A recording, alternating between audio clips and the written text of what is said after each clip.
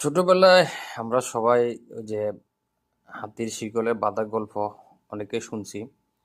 ছোট্ট একটা গল্প আপনাদের সাথে শেয়ার করি, শিক্ষণীয় গল্প। যদি ভালো লাগে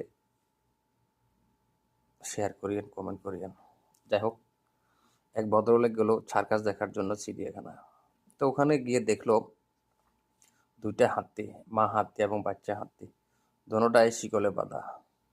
মা হাতিও শিকলে বাঁধা, বিশাল দেহের অধিকারী। বাচ্চা হাতি শিকলে বাঁধা, কিন্তু বাচ্চা হাতিটা অপ্রাণ চেষ্টা করতেছে, লাফালাফি করতেছে শিকলটাকে ছিঁড়ার জন্য, কিন্তু সে শিকলটা ছিঁড়তে পারতেছে না।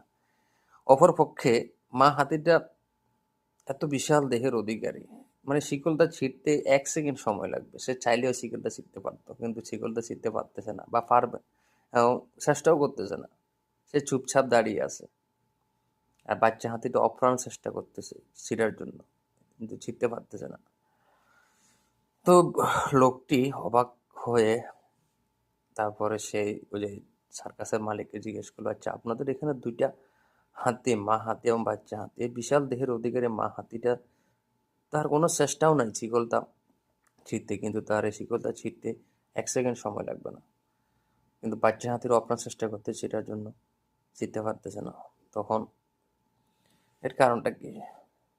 তখন মালিক বলল, দেখুন, মা হাতিটা একসময় এই ছোট বাচ্চাটার মতো ছিল, অনেক লাফালাফি করছে, অনেক চেষ্টা করছে, শিখতে পারে নাই। এটা তার মাথার মধ্যে সেট হয়ে গেছে।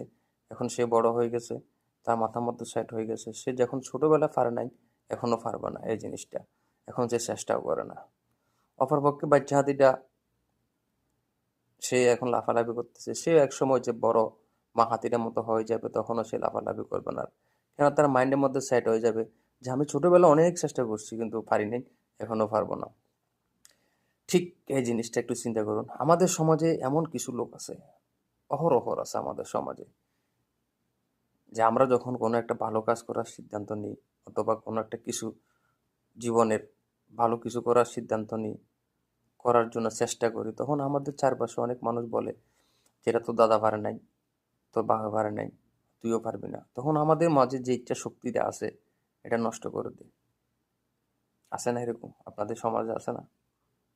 তো এটাই, মানে আমরা কোনো একটা ভালো কাজ করার জন্য, কোনো একটা নিজেকে প্রতিষ্ঠিত করার জন্য, ব্যবসা হোক, বাণিজ্য হোক, অথবা মানে মানে নিজের চেষ্টা কিছু একটা করতে যখন যাই, তখন আমরা এই সমাজের বাধামুখী হই। সমাজের কিছু মানুষ আমাদের বাধা হয়ে দাঁড়ায়।